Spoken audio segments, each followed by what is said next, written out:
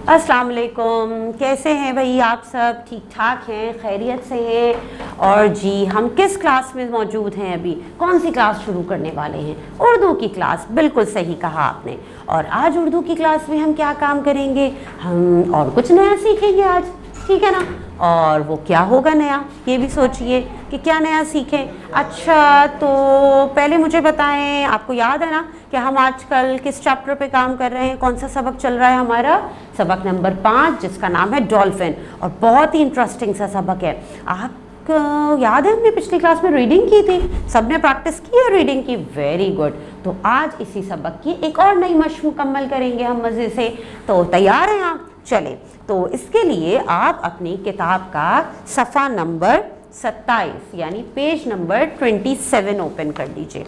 Open कर लिया? Very good. अच्छा जी, यहाँ पे जो आज हमें मशक करनी है वो पता है क्या है? वो है सवालात और जवाबात, यानी सवाल जवाब वाली मशक है। तफहीम की सवाल जवाब की मशक है जो हम आज मुकम्मल करेंगे, ठीक है? तो फिर तैयार है? देखें, और मुझे लगता है कि आप जो सवालात हैं ना, इनके जवाबात आपको भी पता होंगे। पता है क्यों? क्योंकि हमने सबक को सुना भी है, बहुत अच्छे से पढ़ा भी है, तो जवाब तो आप भी दे सकेंगे। चलें फिर मिलके ये काम करते हैं। अच्छा जी, देखिए हमारे पास क्या मौजूद है, कौन सा सवाल है? अच्छा जी, यहाँ लिखा है दर्ज झेल सवालात के जवाबात लिखिए। ठीक है, क्या लिखा है? दर्ज झेल सवालात के जवाबात लिखिए। अच्छा जी, चलें पहला सवाल देखते हैं क्या है। पहला सवाल है हमारे पास, डॉल्फिन कैसे सोती है? डॉल्फिन कैसे सोती है? अब भाई बताइए, डॉल्फिन कैसे सोती है? हमने सबक में पढ़ा था, एक बहुत ही इंटरेस्टिंग बात थी डॉल्फिन के बारे में जो हमें पता चली थी कि वो कैसे सोती है। क्या बात थी? याद कीजिए, याद आया आपको? जी, इसका जवाब होगा, डॉल्फिन जब सोती है तो उसकी एक आंख बंद और एक खुली होती है। ठीक है, क्या है? डॉल्फिन जब सोती है तो उसकी एक आंख खुली और एक बंद और एक खुली होती है। ठीक है, याद है ना आपको, हमने सबक में पढ़ा था कि जब वो सोती है तो उसकी एक आंख बंद और एक खुली होती है। तो ये हो गया हमारा जवाब सवाल नंबर 1 का। अब देखते हैं सवाल नंबर 2 क्या है हमारे पास। सवाल नंबर 2 हमसे पूछा गया है कि बड़ी डॉल्फिन कितनी मछली रोजाना खाती है? क्या सवाल है? बड़ी डॉल्फिन कितनी मछली रोजाना खाती है? कितनी मछली खा लेती होगी भाई बड़ी डॉल्फिन? क्या खुराक होगी उसकी? चले मैं आपको बताती हूँ इसका जवाब। इसका जवाब है कि डॉल्फिन 8 से 15 किलोग्राम खुराक रोज़ाना खाती है। एक डॉल्फिन रोज़ाना 8 से 15 किलोग्राम यानी 8 से 15 केजी की खुराक खाती है। जी जनाब, तो इसका जवाब क्या है हमारा? साथ मेरे रिपीट कर लें जल्दी से। डॉल्फिन 8 से 15 किलोग्राम खुराक रोज़ाना खाती है। अच्छा, तो अब हम देखते हैं सवाल नंबर 3 क्या है हमारे पास। सवाल नंबर 3 हमसे पूछा गया है, डॉल्फिन दूसरी मछलियों से क्यों मुख्तलिफ है? डॉल्फिन दूसरी मछलियों से क्यों मुख्तलिफ है? क्यों मुख्तलिफ है भाई? सोचें ज़रा, क्या ऐसी बात थी डॉल्फिन में जो वो दूसरी मछलियों से मुख्तलिफ है? याद आया आपको? जी हाँ, दूसरी मछलियों से क्यों मुख्तलिफ है डॉल्फिन? डॉल्फिन दूसरी मछलियों से इसलिए मुख्तलिफ है कि अल्लाह ने उसे ज़हानत से नवाजा है। वो भी इंसानों की तरह सीख लेती है।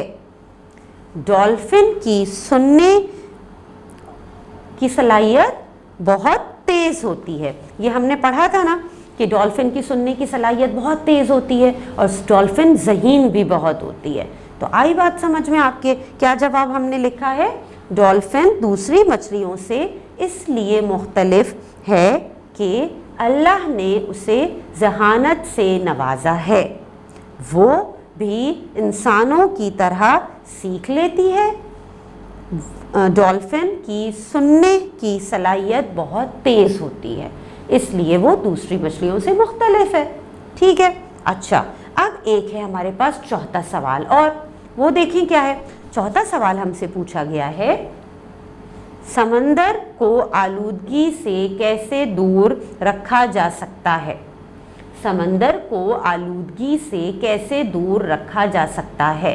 اب بھائی یہ تو سوچنا پڑے گا، آپ بھی سوچئے کہ سمندر کو ہم کیسے دور رکھ سکتے ہیں آلودگی سے، یعنی پولیوشن سے، گندگی نہ کریں، کیا کریں ہم ایسا؟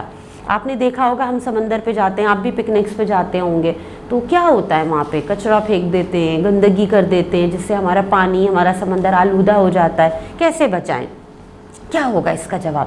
اس کا بہت سارے بہت لمبا آنسر ہو سکتا ہے، اس کا بہت کچھ ہم اس کے لکھ سکتے ہیں۔ چلیں ہم یہ لکھ لیتے ہیں کہ سمندر کو آلودگی سے بچانا اس لیے ضروری ہے تاکہ پانی میں موجود مچھلیاں مر نہ جائیں، نہ مریں، ٹھیک ہے۔